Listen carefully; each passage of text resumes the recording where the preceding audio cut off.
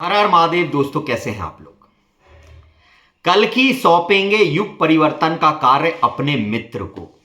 जी हां, कल्कि भगवान का एक ऐसा खास मित्र होगा जिसे वो युग परिवर्तन का कार्य सौंपेंगे और सारा कारभार उसके ऊपर रख देंगे। दोस्तों, आपने सुना होगा कि त्रेता में हनुमान जी और राम की मित्रता थी। सही है। द्वापर में कृष्ण भगवान की और सुदामा की मित्रता थी। कृष्ण भगवान की और अर्जुन की मित्रता थी। तो भगवान जब भी आते हैं तो वो मित्र रूप में ही सबको मिलते हैं। तो कलयुग में भी कल्कि भगवान और उनका एक प्रिय भक्त होगा जिसके वो मित्र बनेंगे। असल में ये मित्र कौन होगा? असल में मैंने आपको बता रखा है कि कल्कि तो एक निराकार शक्ति है, लेकिन वो एक इंसान को चुनती है जिसके माध्यम से, जिसके ऊपर बैठकर वो संसार में ज्ञान का प्रचार प्रसार करे। तो असल में ये जो इंसान होगा यही कल्कि भगवान का मित्र होगा, जिसके माध्यम से वो अपना सारा कार्य करेंगे। अब दोस्तों, भगवान ने मित्रता का रिश्ता ही क्यों चुना? भाई का रिश्ता है, बहन का रिश्ता है, बाप का रिश्ता है, मां का रिश्ता है, बीवी का रिश्ता है, लेकिन भगवान ने हमेशा मित्रता का रिश्ता ही चुना है। कृष्ण सुदामा, अर्जुन कृष्ण, हनुमान जी और राम जी, भगवान जब भी आया तो दोस्त कहलाया, मित्र कहलाया। क्योंकि एक मित्र से आप अपने मन की सारी बातें कह देते हैं। जो बात अपने घर वालों से भी नहीं कह सकते वो बात अपने मित्र से कह देते हैं। तो असल में ईश्वर का और भक्त का मित्रता का रिश्ता ही होता है। जो बात आप किसी से नहीं कह सकते वो जब आप भगवान से कोई भी दुआ मांगते हैं अकेले में, उससे सब कुछ कह देते हैं। तो असल में कल्कि का एक मित्र होगा। असल में कल्कि के मित्र तो बहुत सारे होंगे, लेकिन उन सब में एक परम मित्र होगा। जैसे इसको मैं छोटे से एग्जांपल में से समझाता हूं। मान लीजिए एक क्लास है, ये जितना भी हमारी धरती है, हमारे लोग हैं, ये क्लास है। और इसके टीचर कौन है? इसके टीचर है कल्कि। बहुत सारे लोग पढ़ते हैं कल्कि से, बहुत सारे बच्चे उसके स्टूडेंट हैं, लेकिन एक बच्चा स्टूडेंट ऐसा होता है जो सर्वश्रेष्ठ होता है और उसको क्लास का मॉनिटर बना दिया जाता है कि जब टीचर उपस्थित नहीं होगा तो ये मॉनिटर काम करेगा। इसकी बात तुम सब बच्चों को माननी है। तो असल में टीचर तो है वो निराकार कल्कि, और मॉनिटर है वो सबसे परम मित्र जिससे कल्कि प्रसन्न है, और बाकी क्लास के बच्चे हैं जो और कल्कि के मित्र हैं।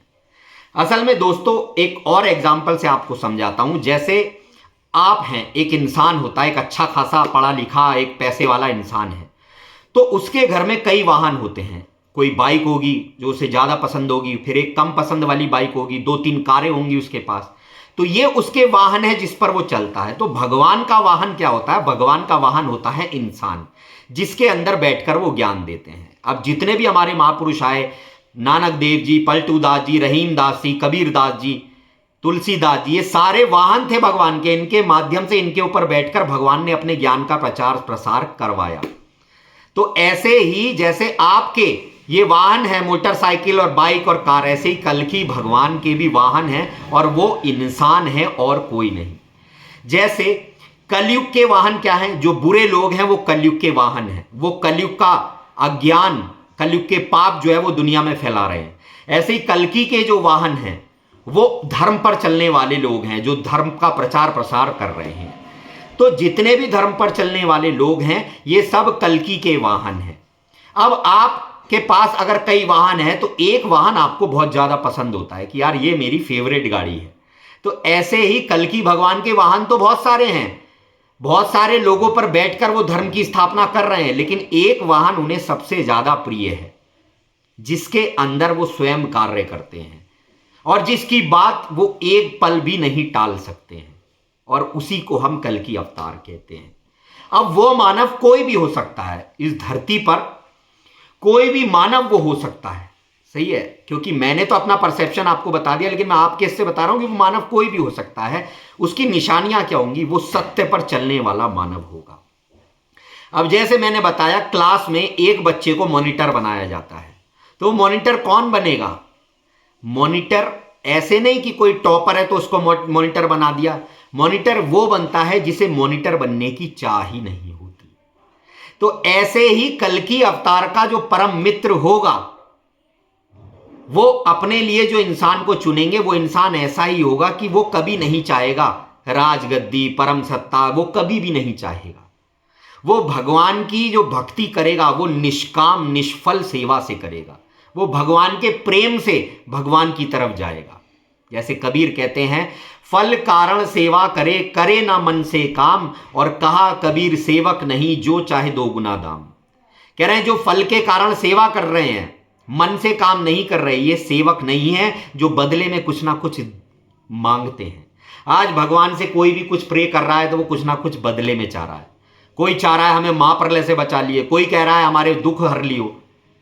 लेकिन वो जो मित्र होगा, वो जो इंसान होगा जिसके कल की कोई बात नहीं टालेंगे, जिसके साथ हमेशा कल की रहेंगे, वो ऐसा होगा, वो निष्काम भक्ति करेगा। उसके अंदर छल कपट राग द्वेष ये सब नहीं होगा। हालांकि काम क्रोध लोभ मोह अहंकार थोड़े थोड़े तो सबके अंदर होंगे। कलयुग में कोई जीव नहीं है जो इनसे बच पाया है, तो उसके अंदर भी थोड़े से विकार तो होंगे। मानव आए हो, मानव रूप में आए तो मानव के अंदर तो विकार होते ही हैं, लेकिन ऐसा नहीं है कि इन विकारों से कल्कि उसको छोड़ देंगे, क्योंकि कल्कि को पता है कलयुग विकारों का युग है, इसमें विकार तो होंगे ही। तो मेरे जो भक्त होंगे, मेरे जो मित्र होंगे, इनके अंदर विकार तो होंगे ही, लेकिन मैं वो अंदर से पवित्र होंगे। जैसे कबीर कहते हैं, चंदन जैसा साधु है सर्प है सब संसार, और बाकी अंग लिपटा रहे मन में ना ही विकार। चंदन के पेड़ पे आपने देखा होगा सांप लिपटे रहते हैं, लेकिन उसकी खुशबू को खत्म नहीं कर पाते। कमल जो है वो कीचड़ में ही उगता है। तो भगवान कल्कि के जितने भी मित्र होंगे, यानी जितने भी भक्त होंगे, वो सब गंदगी में ही होंगे। यानी उनकी वेशभूषा, उनका रहन सहन जो होगा वो बिल्कुल ऐसा लगेगा संसार के लोगों को, अरे ये तो बड़े बेकार लोग हैं, ये तो ये करते हैं, ये तो ये करते हैं। लेकिन वो कल्कि के प्रिय होंगे, क्योंकि कमल कीचड़ में ही उगता है। तो ये कल्कि रूपी कमल, कल्कि के भक्त कीचड़ों में ही उग रहे हैं। दिखने में इनके विकार आते हैं, लेकिन अंदर से इनके अंदर विकार नहीं होते। इनके अंदर विकार बाहर दिखने वाले होते हैं, लेकिन सबसे अंदर खतरनाक जो विकार होते हैं वो अंदर दिखने वाले होते हैं। काम क्रोध लोभ मोह अहंकार, ये सबसे बड़े विकार हैं। अब कल्कि उसी मित्र को क्यों चुनेंगे, उसी भक्त को क्यों चुनेंगे? क्योंकि उसके अंदर एक बड़ी भारी खासियत होगी दोस्तों, इस बात को बड़े गौर से सुनना। कल्कि उसको इसलिए चुनेंगे क्योंकि वो कभी भी कल्कि बनना नहीं चाहेगा, वो एक भक्त बनना चाहेगा। वो कहेगा हे भगवान, उसके अंदर हमेशा ये रहेगा कि हे भगवान मैं तो अज्ञानी हूं, मुझे कुछ नहीं आता। हालांकि पहले उसके अंदर भी सब चीजें होंगी, अहंकार भी होगा, विकार, लेकिन धीरे धीरे धीरे धीरे जब वो चीजों को समझता जाएगा तब वो समझेगा कि यार वाकई में मानव का तो कोई अस्तित्व ही नहीं है, मानव की तो कोई वैल्यू ही नहीं है, मानव कुछ भी नहीं कर सकता, कि मैं तो कुछ भी नहीं कर सकता। तब उसे समझ में आएगा कि असल में कल्कि तो वो निराकार है, हम तो केवल मानव हैं। तो वो फिर अपने आप को बस एक भक्त समझ लेगा। उसकी ये खासियत होगी कि वो अपने आप को केवल एक तुच्छ भक्त समझेगा, इसीलिए कल्कि उसको चुनेंगे। बहुत से लोग ऐसे होंगे जो अच्छे होंगे, सब कुछ होंगे, लेकिन वो खुद को कल्कि कह देंगे, मैं कल्कि हूं। थोड़ी सी शक्ति उसके साथ कल्कि की चलेगी तो उसे अहंकार हो जाएगा कि मैं ही सर्वश्रेष्ठ हूं, कल्कि उसे तुरंत छोड़ देंगे। बहुत से वाहनों को कल्कि खकोड़ेंगे कि इसे ये वाहन बन सकता है क्या, ये वाहन बन सकता है क्या, ये वाहन बन सकता है क्या, लेकिन अंत में जाकर हार कर कल्कि उसी को वाहन बनाएंगे, क्योंकि उन्होंने देख लिया है कि इसके जैसा कोई नहीं है। तो कल्कि को उसकी सबसे प्यारी बात जो लगेगी वो इसीलिए लगेगी कि वो भक्त बनकर आएगा, वो छोटा बनकर रहेगा। दास कहावत कठिन है, कबीर कहते हैं दास कहावत कठिन है, मैं दासन का दास, और अब तो ऐसा होए रहूं पांव तले की खास। कबीर कह रहे हैं कि दास कहलवाना अपने आप को कठिन है, लेकिन मैं भैया दासों का भी दास हूं, और अब तो ऐसा होए रहूं पांव तले की घास, कि जैसे पांव के नीचे वो ग्राउंड में उगने वाली घास होती है ना, मैं तो वैसे बनकर रहना चाहता हूं। तभी हमारे सारे महापुरुष इन्होंने अपने पीछे क्या लगाया, दास, नानक दास, कबीर दास, रहीम दास, पलटू दास, क्योंकि ये जानते थे कि मनुष्य केवल दास ही बन सकता है। भक्ति होता है मनुष्य, लेकिन भगवान जब उससे मिल जाते हैं तो वो भी भगवान स्वरूप हो जाता है। भक्त और भगवान की देह एक ही होती है। तो कबीर कह गए थे कि दास बनकर रहने में ही जब दास बनकर रहते हैं तभी सारी शक्तियां उनके पास आ जाती हैं। तो कल्कि का ये जो भक्त होगा ये दास बनकर रहेगा। एक बहुत प्यारा एग्जाम्पल आपको समझाता हूं। आपने देखा होगा कबीर कहते हैं, ऐसे नन्ही चाल चल जैसे नन्ही दूब, सभी घास जल जाएगी दूब खूब की खूब। आपने देखा होगा कि जब आंधी तूफान आती है तो बड़े बड़े पेड़ उखड़ जाते हैं, लेकिन एक चीज बढ़ती है, जो ग्राउंड की घास होती है, दूब की घास, वो बढ़ती है। तो भगवान समझा रहे हैं कि ऐसे छोटा बन के रहे जैसे ग्राउंड में उगने वाली घास होती है, क्योंकि जब आंधियां चलेंगी, तूफान चलेंगे तो बड़े बड़े पेड़ गिर जाएंगे, लेकिन तू नहीं गिरेगा। अब आगे समय ऐसा आ रहा है, जैसा कि मैंने आपको बताया, 2-4 महीने में इतना परिवर्तन होगा, युद्ध छिड़ेंगे तो परमाणु चलेंगे, मिसाइलें चलेंगी, जैसा कि आप देख रहे हैं गाजा में हो रहा है, सब कुछ हो रहा है, भूखे मर रहे हैं लोग। तो अब कल्कि के भक्तों का, मित्रों का समय आ गया है, जो इन्होंने तपस्या करी है। आपने देखा होगा राक्षस पहले तपस्या करते थे, घोर तपस्या करते थे, और फिर उन्हें दिव्यास्त्र मिल जाते थे, बड़े से बड़े अस्त्र को भी वो काट देते थे। तो ऐसे ही अब ये बड़े बड़े युद्ध छिड़ेंगे, और इन अस्त्रों को कौन काटेगा? कल्कि अपने मित्रों से कटवाएंगे। कल्कि के ये सारे मित्र उन अस्त्रों को काटेंगे। ये जो अभी तक तुमने तपस्या करी है, सत्कर्म कमाए हैं, माया से दूर रहे हो, दुख उठाए हैं, सब कुछ यही तुम्हारी शक्ति बन जाएंगे। ये तुम्हारी वो घोर तपस्या है जैसे पहले राक्षस करते थे। अब तुम्हारे अंदर दिव्यास्त्र पैदा हो गए हैं।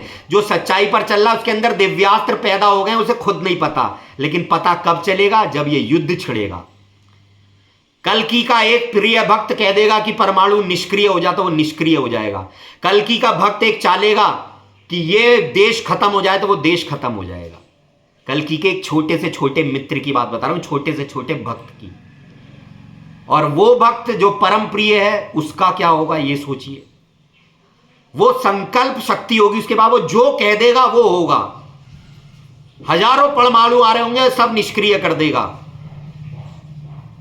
जहां जहां धर्म होगा, जहां जहां धार्मिक लोग होंगे, उन्हें पता भी नहीं होगा और उनके दिव्यास्त्र काम कर रहे होंगे, वो सारे परमाणु और मिसाइलों को निष्क्रिय कर देंगे।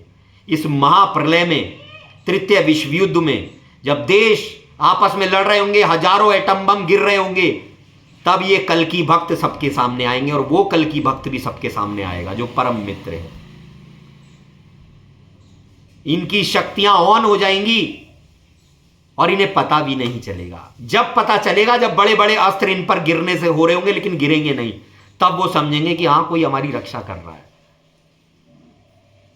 तब होगा कल्कि प्रकट। तब उसको भी पता चलेगा कि अरे यार, वाकई में कोई तगड़ी शक्ति चल रही है। अब इन सारे मित्रों में सबसे बड़ी शक्ति जो होगी वो उस एक मित्र के पास होगी, जो कल्कि का परम मित्र है, क्योंकि उसने हमेशा कल्कि की आज्ञा का पालन किया है, उस निराकार कल्कि का, और उसने कभी भी मान सम्मान ये सब चीजें नहीं चाही। वो जो कह देगा वो होगा, उसकी शक्ति के आगे कोई नहीं टिक सकता। तब बाकी जो मित्र हैं, भक्त हैं, वो भी पहचान जाएंगे कि हां, भगवान ईश्वर इसके साथ ही है। तब वो उसकी बातों को मानेंगे और सारी दुनिया फिर उसको फॉलो करेगी, और वही युग परिवर्तन करेगा, और सब लोग उसके कहे अनुसार चलेंगे, क्योंकि ईश्वर का वो संदेश वाहक बनेगा, और ईश्वर उसके माध्यम से बैठकर लोगों को ज्ञान देंगे। तो आप भी कल्कि के मित्र हैं। अब ये नहीं पहले से ही कोई फिक्स हो गया एक ही भक्त बनेगा परम मित्र। परम मित्र वो बनेगा जो सर्वश्रेष्ठ होगा, जो भक्त बनकर रहेगा, कभी भगवान बनने की कोशिश नहीं करेगा, जो हमेशा औरों को सुख देने की इच्छा रखेगा, जो निष्काम भक्ति करेगा, भगवान से कुछ नहीं मांगेगा, उसको पर कल्कि परम भक्त बनाएंगे। तो आपके सत्कर्म ही आपको कल्कि का परम भक्त बना सकते हैं। तो परम भक्त बनने का ट्राई करिए, अपने सत्कर्मों को बढ़ाइए। अगर नहीं भी बन पाए, थोड़े नंबर कम आ गए, तो कम से कम भक्त तो बन ही जाओगे।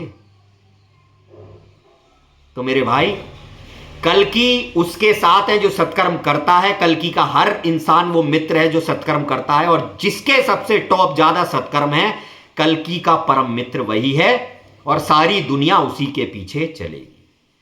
वीडियो अच्छा लगा हो तो हमारे वीडियो को लाइक करें, कमेंट में हाइप का ऑप्शन आएगा, हाइप में हमें मार्क्स दें, और कमेंट में ये जरूर लिखें कि आपके कितने परसेंट सत्कर्म है, 50%, 7%, 70%, 40%, ईमानदारी से लिखकर बताएं, क्योंकि ये कल की देख रहे हैं, झूठ ना बोले। कमेंट में हमें जरूर बताएं 60%, 70% लिखकर। वीडियो को शेयर करें, चैनल को सब्सक्राइब करें, क्योंकि हमारे यहां आपको रियल बातें मिलेंगी। कल की अवतार से रिलेटेड कोई भी चैनल अगर आपको ऐसी जानकारी देता हो तो वो आपकी इच्छा है, लेकिन हमारे चैनल को सब्सक्राइब करिए ताकि आपको अध्यात्म का पूरा ज्ञान मिल सके, कल की भगवान के संदेश मिल सके। हर हर महादेव।